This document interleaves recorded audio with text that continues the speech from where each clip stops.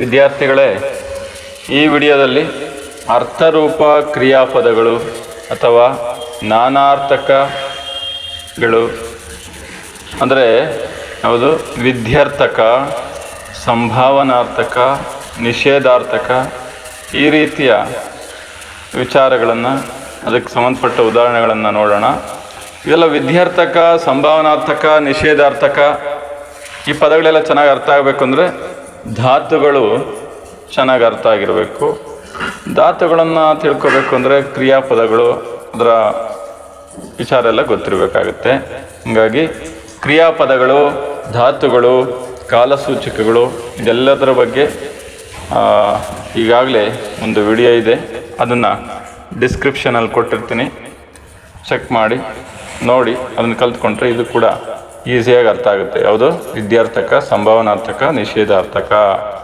ನೋಡೋಣ ಈಗ ಅರ್ಥರೂಪ ಕ್ರಿಯಾಪದಗಳಲ್ಲಿ ಮೊದಲನೇದಾಗಿ ನೋಡಬೇಕಾಗಿರೋದು ಯಾವುದು ವಿದ್ಯಾರ್ಥಕ. ಅಂದರೆ ವಿದ್ಯಾರ್ಥಕ ಅಂದರೆ ಏನು ಹೇಳುತ್ತೆ? ಆಜ್ಞೆ ಮಾಡೋಂಥದ್ದು, ಆಶೀರ್ವಾದ ಮಾಡೋಂಥದ್ದು, ಇದನ್ನು ವಿದ್ಯಾರ್ಥಕ ಇಂಗ್ಲೀಷಲ್ಲಿ ಆರ್ಡರಿಂಗ್ ವರ್ಡ್ ಅಂತ ಕೂಡ ತಗೊಳ್ತೀವಿ. ಆ ರೀತಿ ಆರ್ಡರಿಂಗ್ ವರ್ಡ್ ಅಂತ ಹೇಳ್ತೀವಿ. ಇಲ್ಲಿ ಆಜ್ಞೆ ಮಾಡುವಂಥ ಪದ ಆದೇಶ, ಆಜ್ಞೆ, ಆಶೀರ್ವಾದ. ದಿನ ಬೆಳಗಾದ್ರೆ ಸಾಕು ಹೇಳ್ತಿರ್ತೀವಲ್ಲ, ಯಾರಿಗಾದರೂ ಒಳ್ಳೆಯದಾಗಲಿ ಅಂತಂದೇಳಿ, ಶುಭವಾಗಲಿ ಅಂತಂದೇಳಿ.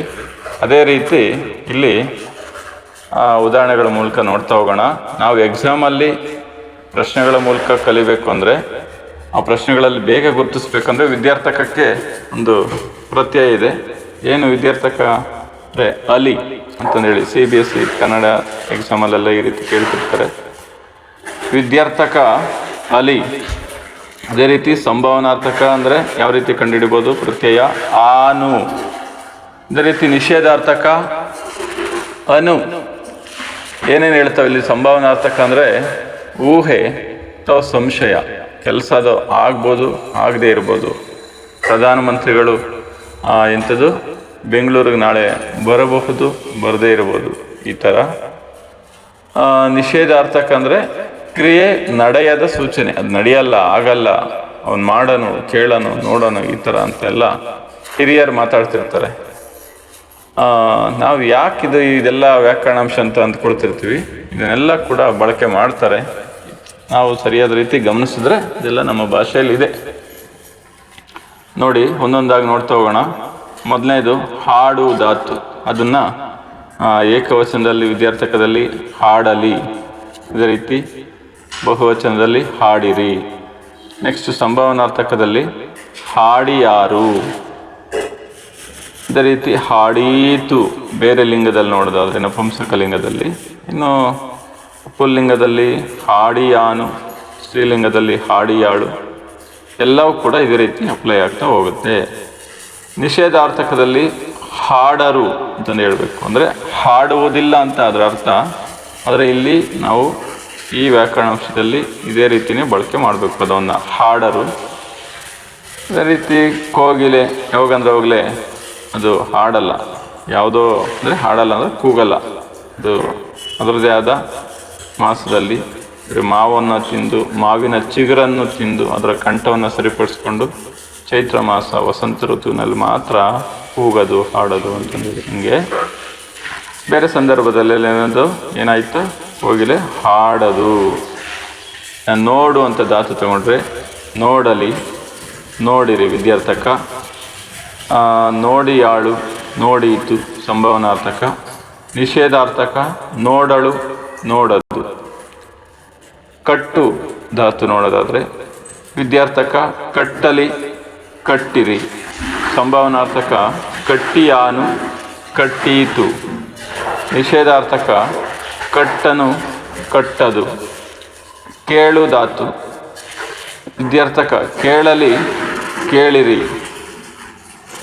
ನೀವು ಕೇಳ್ರಿ ಇಲ್ಲಿ ಅಂತಂದೆಲ್ಲ ಮಾತಾಡ್ತಿರ್ತೀವಿ, ಹೀಗೆ ಅದು ವಿದ್ಯಾರ್ಥಕ ಆಜ್ಞೆ ಮಾಡೋಂಥದ್ದು. ಸಂಭಾವನಾರ್ಥಕ ಕೇಳಿ ಯಾರು, ಕೇಳೀತು ದೀರ್ಘದಲ್ಲಿರಬೇಕು. ನಿಷೇಧಾರ್ಥಕ ಕೇಳರು, ಕೇಳದು. ಅದೇ ರೀತಿ ಓದು ಅಂತ ತಗೊಂಡ್ರೆ ವಿದ್ಯಾರ್ಥಕದಲ್ಲಿ ಓದಲಿ, ಅವನು ಓದಲಿ ಚೆನ್ನಾಗಿ ಅಂತಂದೆಲ್ಲ ಅದೇ ರೀತಿ ಎಲ್ಲರೂ ಇದ್ದಾಗ ಮಕ್ಕಳಿಗೆ ಓದ್ರಿ ಅಂತನೆಲ್ಲ ಹೇಳ್ತಿರ್ತೀವಿ. ನಾವು ಸಂಭವನಾರ್ಥಕದಲ್ಲಿ ಓದಿಯಾಳು, ಓದೀತು. ನಿಷೇಧಾರ್ಥಕ ಓದಳು, ಓದದು. ಇನ್ನು ಮುಂದೆ ಹೋಗು, ವಿದ್ಯಾರ್ಥಕ ಹೋಗಲಿ, ಹೋಗಿರಿ. ಸಂಭವನಾರ್ಥಕ ಹೋದಾನು, ಹೋಗೀತು. ನಿಷೇಧಾರ್ಥಕ ಹೋಗನು, ಹೋಗದು. ಬರೆಯನ್ನ ತಗೊಂಡ್ರೆ ಬರೆಯಲಿ, ಬರೆಯಿರಿ. ಬರೆಯಿರಿ ಅಂತಂದೆಲ್ಲ ಏನು ಬರೆಯಿರಿ ಕೇಳಿರ್ತೀವಿ. ಕೆಳಗಿನ ಪ್ರಶ್ನೆಗಳಿಗೆ ಒಂದು ವಾಕ್ಯದಲ್ಲಿ ಬರೆಯಿರಿ. 150 ಪದಗಳಿಗೆ ಮೀರದಂತೆ ಬರೆಯಿರಿ. 2-3 ವಾಕ್ಯಗಳಲ್ಲಿ ಬರೆಯಿರಿ. 8-10 ವಾಕ್ಯಗಳಲ್ಲಿ ಬರೆಯಿರಿ. ಪ್ರಬಂಧ ಬರೆಯಿರಿ. ಪತ್ರಲೇಖನ ಬರೆಯಿರಿ. ಈ ರೀತಿಯೆಲ್ಲ ನಾವು ಆಜ್ಞೆ ಪದವನ್ನು ನೋಡ್ತಾ ಇರ್ತೀವಿ. ಅದೇ ರೀತಿ ಸಂಭಾವನಾರ್ಥಕ ಬರೆದಾರು, ಬರೆದೀತು. ಕೊನೆಯದು ನಿಷೇಧಾರ್ಥಕದಲ್ಲಿ ಬರೆಯರು, ಅದೇ ರೀತಿ ಬರೆಯದು. ಈ ಥರ ಎಷ್ಟು ಪದಗಳು ತಗೊಂಡ್ರು ನಾವು ಕೂಡ ಧಾತು ಪದಗಳನ್ನು, ಅಂದರೆ ಕ್ರಿಯಾಪದದ ಮೂಲ ರೂಪ ಧಾತು, ಆ ಧಾತುವಿಗೆ ನಾವು ಏನು ಸೇರಿಸ್ಬೇಕಾಗುತ್ತೆ?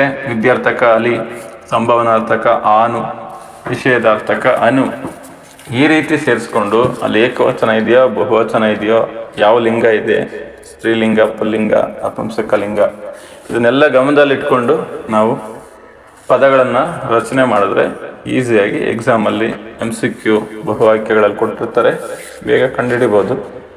ಇದೇ ಥರ ಧಾತುಗಳ ಬಗ್ಗೆ, ಕ್ರಿಯಾಪದಗಳ ಬಗ್ಗೆ, ಕಾಲಸೂಚಕಗಳ ಬಗ್ಗೆ, ವರ್ತಮಾನ ಕಾಲ, ಭವಿಷ್ಯತ್ ಕಾಲ, ಭೂತಕಾಲ, ಇದನ್ನೆಲ್ಲ ತಿಳಿಬೇಕು ಅಂದರೆ ಡಿಸ್ಕ್ರಿಪ್ಷನಲ್ಲಿ ವಿಡಿಯೋ ಲಿಂಕ್ ಇದೆ, ಚೆಕ್ ಮಾಡಿ, ಅದನ್ನು ಕೂಡ ವೀಕ್ಷಣೆ ಮಾಡಿ ಅದರ ಬಗ್ಗೆ ಚೆನ್ನಾಗಿ ತಿಳ್ಕೊಂಡ್ರೆ ಇದು ಅರ್ಥ ಆಗುತ್ತೆ. ಧನ್ಯವಾದಗಳು.